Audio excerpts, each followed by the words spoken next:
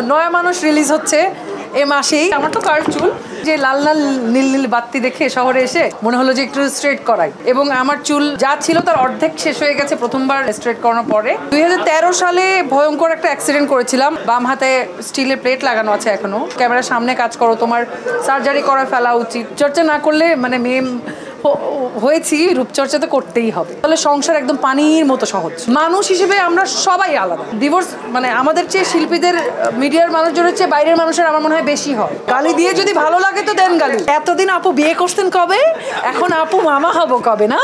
নয়া মানুষ রিলিজ হচ্ছে এ মাসেই, খুব শীঘ্রই। আমি আগেও একবার বলেছি এই মাসেই রিলিজ, মানে এ মাসেই রিলিজ।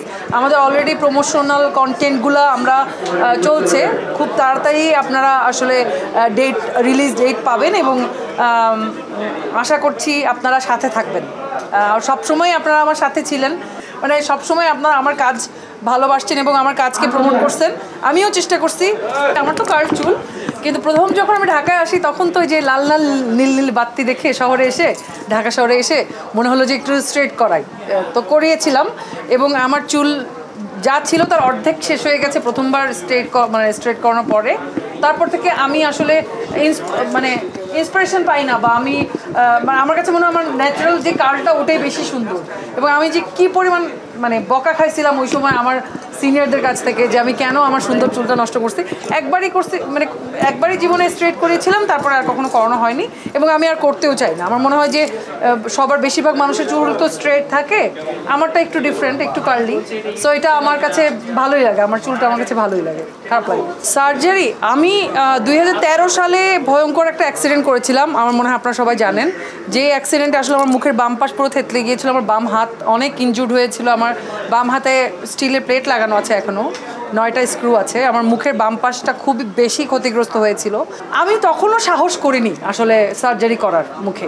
আমাকে অনেকে বলেছে এটা একটা গ্ল্যামারাস ইন্ডাস্ট্রি, তুমি যদি এটা না করো তাহলে আসলে তোমাকে কেউ ওইভাবে করবে না। তুমি গ্ল্যামার নিয়ে কাজ করো, নিয়ে কাজ করো, মিডিয়াতে কাজ করো, ক্যামেরার সামনে কাজ করো, তোমার সার্জারি করে ফেলা উচিত। আমি চেষ্টা করেছি যতটা ন্যাচারালি এটা ঠিক করা যায়, বা আমি এখনও চেষ্টা করে যাচ্ছি যতটা ন্যাচারালি এটা ঠিক করা যায় ততটা ন্যাচারালি, মানে কোনো রকম কোনো কৃত্রিমতার সহযোগিতা না নিয়ে, কাটাছেঁড়া না করে যেভাবে ঠিক করা যায়, সুন্দর করা যায় চেহারা, আমি ওইভাবে বিশ্বাসী।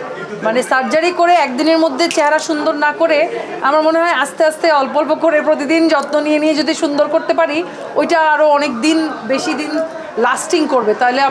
তাহলে মানে প্রতি বছর যেই টাকা পয়সা আমার সার্জারিতে যাবে, সেই টাকাটা যদি আমি আসলে নিজের যত্ন নেওয়ার জন্য, মানে হেলদি থাকার পিছনে ব্যয় করি, তাহলে মনে হয় ওটা বেশি দিন সাস্টেইন করবে বলে আমার মনে হয়।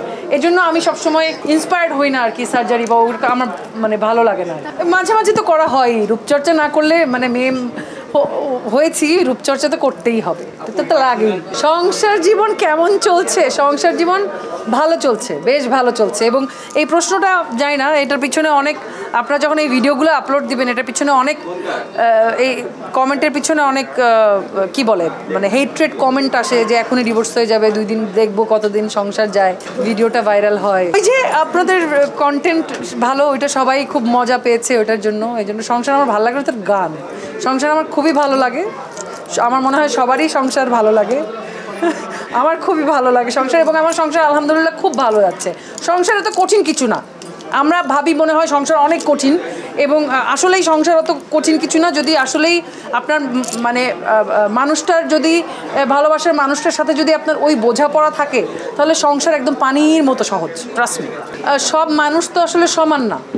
আমরা টিভি পর্দায় কাজ করি, তার মানে আমাদের সবাই আমরা একরকম, এরকম তো না। তাহলে তো আমরা সবাই সুপারস্টার থাকতাম, তাই না? সেরকম না বিষয়টা। আমরা মানুষ হিসেবেও যেমন আলাদা, আমাদের মনস্তাত্ত্বিক জায়গাও আলাদা, আমাদের চিন্তাভাবনার জায়গাও আলাদা, আমাদের চিন্তার জগৎ আলাদা, আমাদের ভাবনার জগৎ আলাদা। মানুষ হিসেবে আমরা সবাই আলাদা। সো সবার একজনের জীবনে যদি একটা ঝড় আসে, ওই ঝড়ের ভিতরে আমাদের সবাইকে নিয়ে ফেলা, এটা বাইরে থেকেই জাজমেন্টটা করাটা খুব সহজ। ডিভোর্স তো আসলে শুধুমাত্র আমাদের শিল্পীদের মধ্যে ডিভোর্স হয় এমন তো না।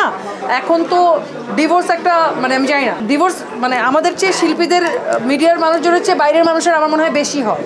তাদেরটা সামনে আসে না, আমাদেরটা সামনে আসে দেখে আমাদেরকে সবাই, এবং আমার মনে হয় যে ফ্রাস্ট্রেশন বের করার একটা জায়গা আমাদের পোস্টে, বা আমরা কোনো কিছু বললে সেখানে কমেন্ট করা, এক ধরনের রিলিফ। তাও এভাবেও যদি আমরা আসলে মানুষের উপকার করতে পারি, যে আমাদের পোস্টে কমেন্ট করে বা আমাদের ছবিতে কমেন্ট করে একটা নোংরা কমেন্ট করে বা একটা ব্যাড কমেন্ট করে মানুষের যদি ফ্রাস্ট্রেশন বের হয়, মানুষ যদি একটু বেটার ফিল করে মানসিকভাবে, তাও তো আমরা এক ধরনের মানুষের ইয়েতে অবদান রাখছি না। মানে গালি দিয়ে যদি ভালো লাগে তো দেন গালি। ও আচ্ছা, এই যে এতদিন আপু বিয়ে করছেন কবে, এখন আপু মামা হব কবে না? হ্যাঁ হবেন হবেন, এমনি তো মামার কি অভাব আছে নাকি, ভাগনার কি অভাব আছে?